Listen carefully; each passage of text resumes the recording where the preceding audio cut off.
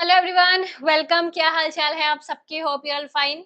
सो आज की इस वीडियो में हम 29 जून को जो आपका एग्जाम हुआ था ना, उसके कुछ न्यूमेरिकल क्वेश्चंस सॉल्व करने वाले हैं। ठीक है, इससे पहले भी इस पर एक दो सेशंस में ले चुकी हूँ इस पूरे एग्जाम एनालिसिस पर। आप प्लीज वो जाके जरूर देख लीजिए। ये एक सीरीज चल रही है बेसिकली, और ये पूरा पेपर सॉल्व करना बहुत जरूरी है। आप सबको पता है कि प्रीवियस ईयर क्वेश्चंस का कितना इंपॉर्टेंस होता है एग्जाम में, है ना। आप दिसंबर 2025 वाले एग्जाम की तैयारी कर रहे हैं ना, तो ये पूरा पेपर का सोल्यूशन, कंसेप्चुअल अंडरस्टैंडिंग, ये सब चीजें यहाँ पे आपको देखनी है। ये सारे सीरीज आपको देखनी है, और पूरा इस बार वाला 29 जून वाला जो पेपर है उसको अच्छे से एनालिसिस करना है ना।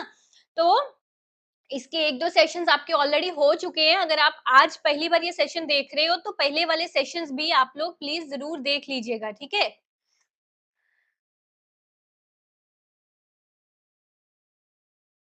आज हम इसके कुछ न्यूमेरिकल्स करने वाले हैं, राइट।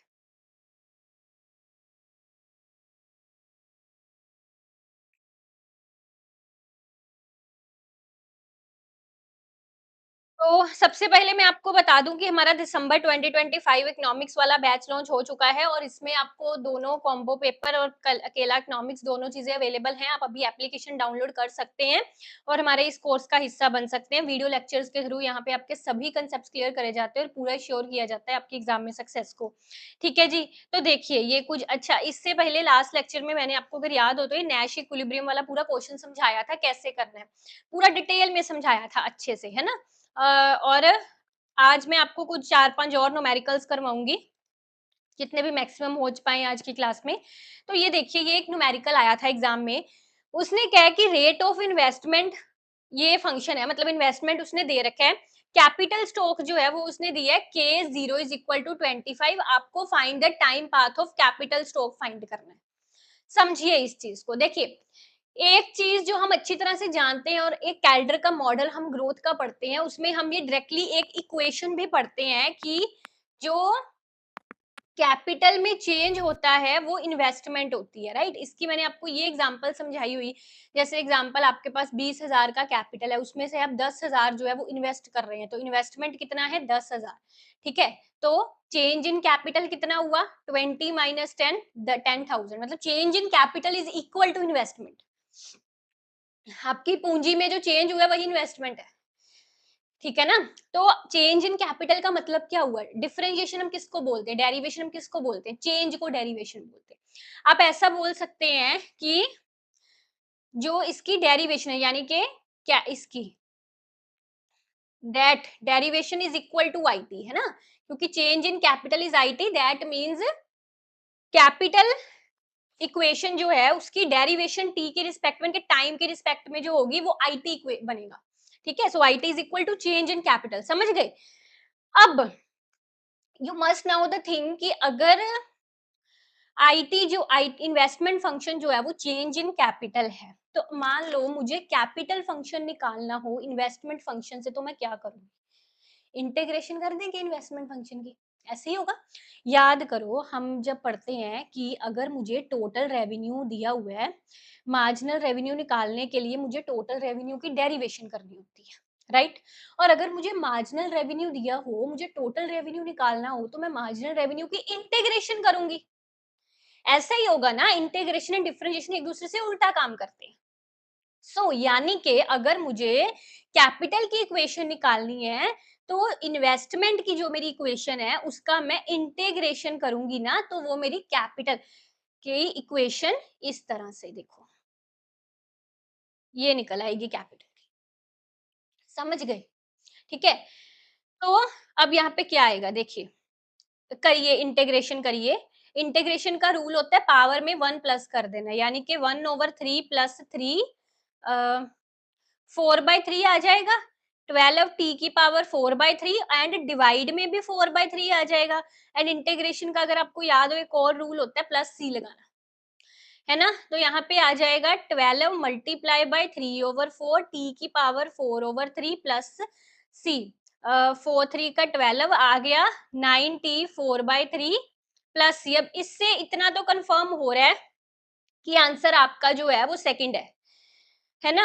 9t 4/3 प्लस सी, इतना कंफर्म हो गया, आंसर सेकंड है। फिर भी अगर हमको सी की वैल्यू भी निकालनी है, हम तब भी निकाल सकते हैं। लेट्स सी कैसे, क्योंकि उसने k 0.25 दिया हुआ है, राइट यानी k कितना निकला मेरे पास, k ये निकला है, तो यहाँ पर भी मैं t को 0 पुट कर देती हूँ, है ना, दैट इज 25, समझे, ठीक है। तो ये चीज सारी 0 बन गई, तो c कितना आ गया मेरा, c 25 आ गया, कांस्टेंट 25 आ गया, यानी कि ये इक्वेशन आपकी बन जाएगी 9t4/3 प्लस 25, यानी कि सेकंड आपका आंसर सही हो गया। कोई बात क्लियर, ठीक है, इज इट क्लियर ना। चलिए आगे चलते हैं नेक्स्ट क्वेश्चन पे। अब यहाँ पे मुझे u की वैल्यू फाइंड करनी है, लेट्स सी कैसे, देखो लैग्रेंजियन मल्टीप्लायर लग सकता है, पर इसमें उसने कुछ स्पेसिफिकली मैक्सिमम मिनिमम करने को तो बोला नहीं है, तो हम ऐसा करते हैं, इस पर क्या करते हैं, देखो u मेरे पास है 6x² प्लस y², ठीक है, और यहाँ पर मैं ऐसा करती हूँ, y की वैल्यू पुट कर लेते हैं और फिर u की डेरिवेशन हम x की, कहने का मतलब ये जो फंक्शन है ना, क्या हुआ, हाँ, ये जो फंक्शन है ना मेरा, व्हाट इज हैपनिंग,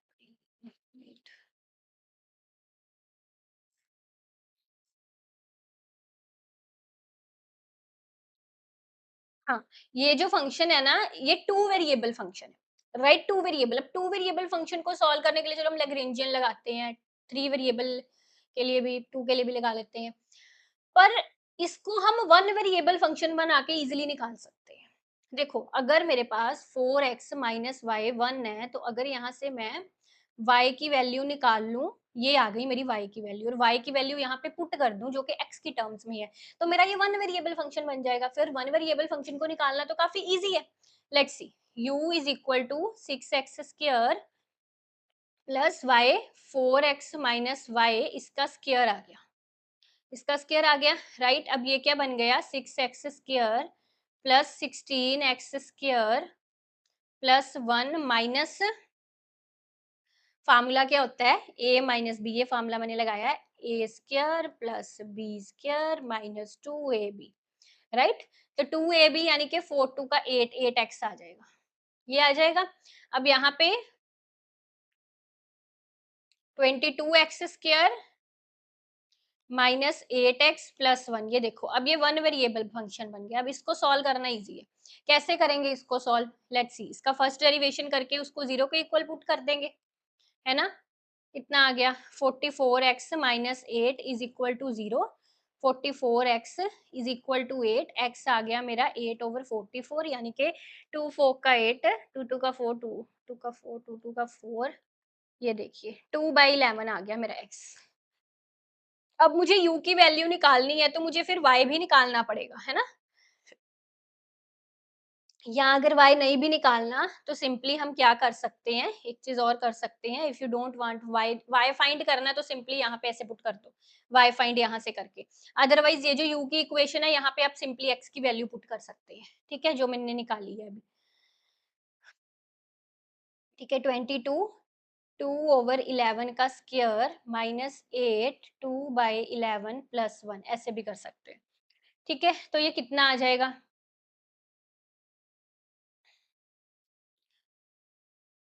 22 4 ओवर 11 11 का 121 माइनस 16 ओवर 11 प्लस 1, ठीक है, 11 पे जाएगा, 11 11 का 121 एंड 11 2 का 22, राइट, ये आ गया आपका 4 2 का 8, दिख रहा है यहाँ पे, अगली स्लाइड पर चले, 8 ओवर 11, ये दूसरा क्वेश्चन है, इसको इरेज कर देती हूँ, तो क्या आया यहाँ पे, यहाँ से यहाँ लेके आ रही, 8 ओवर 11, ठीक है, माइनस 16 ओवर 11 प्लस 1, ठीक है, यही है, 11 8 माइनस 16 प्लस 11, एलसीएम लेके ऐसे ही आ जाएगा ना ये,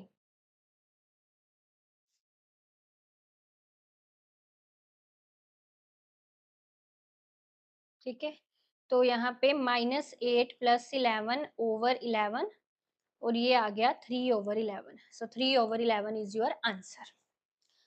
हो गई बात क्लियर, ठीक है, is it clear.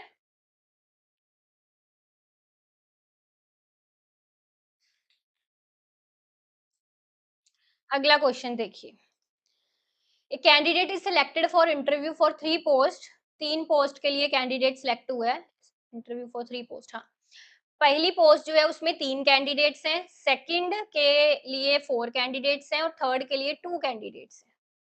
So what is the probability that the candidate is selected for at least 1 post? देखिए, जब भी हम निकालते हैं ना ये चीज एट लीस्ट 1, तो उसको निकालने के लिए हम करते हैं 1 माइनस नोट इन एनी, इनके पहले में भी नहीं हुआ, सेकंड में भी नहीं हुआ एंड थर्ड में भी नहीं हुआ, ऐसे करके निकालते हैं। पहली पोस्ट में भी नहीं सिलेक्शन हुआ, दूसरी में भी नहीं हुआ, तीसरी में भी नहीं हुआ, इसकी प्रोबेबिलिटीज निकाल के 1 माइनस प्रोबेबिलिटीज ऑफ दैट, ऐसे निकलेगा एट लीस्ट 1। ठीक है, अब सबसे पहले प्रोबेबिलिटी ऑफ ए, मतलब फर्स्ट पोस्ट में सिलेक्शन की कितनी प्रोबेबिलिटी है? 3 कैंडिडेट्स है ना फॉर द फर्स्ट पोस्ट, तो व्हाट इज 1/3। दूसरी के लिए कितनी है? 1/4। तीसरी के लिए कितनी है? 1/2। और इसका अब नोट निकालो, नोट मतलब इसमें सिलेक्शन नहीं हुआ तो उसका चांस कितना है? इट इज 1 माइनस 1/3, है ना, ऐसे ही होगा। So that is 2/3, then PB not 1 minus 1/4, that is 3/4, 1 minus 1/2, that is 1/2, है ना, ये आ गया। अब ये फार्मूला अप्लाई कर दीजिए, 1 माइनस 2/3 मल्टीप्लाई 3/4 मल्टीप्लाई 1/2, ये देखना कितना आया। अब इस 2 से ये 2 काट दो, इससे ये काट दो, 1/4 आया। 1 minus 1/4, that is 4 minus 1 is equal to 3/4 answer आ रहा है। यस, 3/4, यानी कि third is a correct answer. Clear? ठीक है जी, ऐसे करना है ये। आगे देखिए नेक्स्ट क्वेश्चन, इंटीग्रेशन क्या है, तो इंटीग्रेशन निकालेंगे और लिमिट्स उसने दी हुई है तो लिमिट्स भी पुट करेंगे। ठीक है, तो पहले हम इसका इंटीग्रेशन देखिए, जो EX होता है ना बेसिकली, उसका इंटीग्रेशन डेरिवेशन EX ही होता है। ठीक है, EX का इंटीग्रेशन डेरिवेशन EX ही होता है, पर अब EX के साथ उसने -2 भी दिया हुआ है। ठीक है, सो लेट्स सी ये कैसे होगा। मुझे इसका निकालना है, E माइनस 2x dx 1 2, ये निकालना है मुझे, राइट। ठीक है, तो E -2 है, इसका यही रहेगा जैसे मैंने कहा, और जो पावर होती है वो डिवाइड में आ जाती है, इंटीग्रेशन का रूल होता है। तो पावर में क्या है, मतलब -2 आएगा आपका डिवाइड में, क्योंकि वेरिएबल थोड़ी ना डिवाइड में आएगा, कांस्टेंट डिवाइड में आएगा। -2 डिवाइड, ये इसका इंटीग्रेशन बनेगा। ठीक है, देन ये, और साथ में उसने लिमिट्स क्या दी हुई है, 2 1। अब लिमिट्स देखो कैसे लगाते हैं। पहले जैसे मैंने 2 लिमिट लगाई, दैट मीन्स इसकी जगह मैंने 2 पुट कर दिया, माइनस, हाँ ठीक है, -2 ऐसे, फिर माइनस, बीच में सेंटर में माइनस, ई -2, अब इसकी लिमिट में 1 पुट कर दिया, देन अगेन -2, ऐसे होगा ये। ठीक है, तो कितना आ गया, ई -4/-2, यहाँ पे माइनस माइनस प्लस बन गया तो ई -2 आ गया, ऐसे आ गया। क्लियर? अब कॉमन निकाल दो इसको, -1/2 को अगर मैं कॉमन निकाल दूं तो यहाँ पे बच जाएगा E-4 माइनस, क्योंकि माइनस कॉमन निकाल दिया ना, -2, ये आ जाएगा आपका। देखना ये थर्ड है।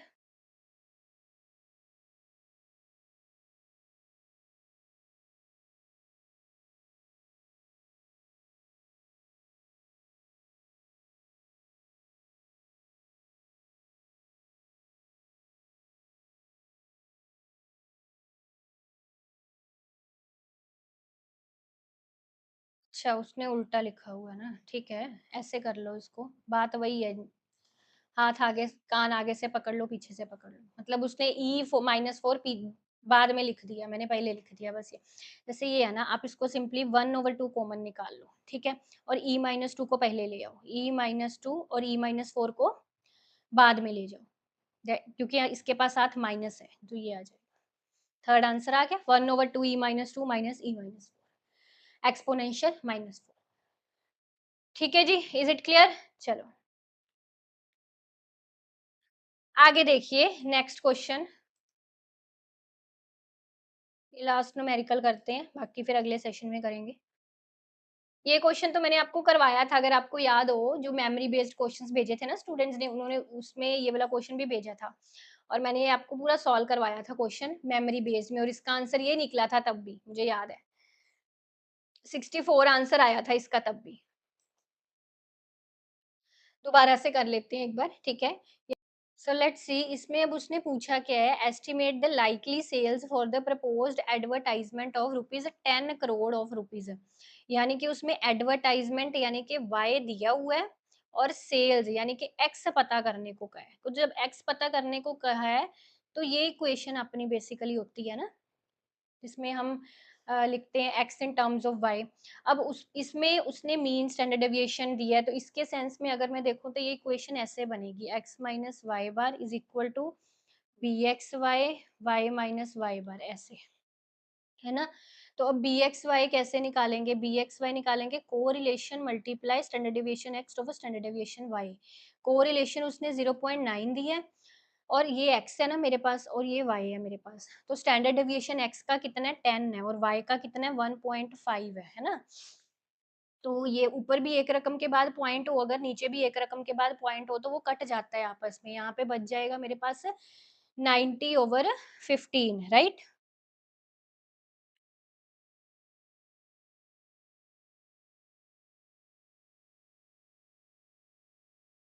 तो यहाँ पे मेरे पास बी एक्स वाई 6 आ रहा है, तो पुट कर दो। अब x का मीन यानी कि सेल्स का उसने मीन दिया 40, बी एक्स वाई 6 आ गया और एडवर्टाइजमेंट एक्सपेंडिचर का मीन 6 दिया हुआ है, 6 है ना। Then x minus 40 is equal to 6y minus 36, right. अब y की वैल्यू 10 दे रखी है, 10 minus 36, x minus 40 is equal to 60 minus 36, x is equal to 60 minus 36 plus 40। तो 60 और 40 100 बन गए, 100 में से 36 माइनस कर दोगे तो आपका कितना 64 आ जाएगा ना, ठीक है। So x is equal to 64 crore is your answer. Clear, ठीक है, समझ लग गई। तो बाकी के न्यूमेरिकल्स करते हैं नेक्स्ट क्लास में। अच्छी लगी हो क्लास तो मुझे कमेंट्स करके जरूर बताना, दूसरों के साथ भी शेयर करना। डिटेल्ड कोर्सेज के लिए हमारी एप्लीकेशन डाउनलोड कर लीजिएगा। Thank you so much, best of luck.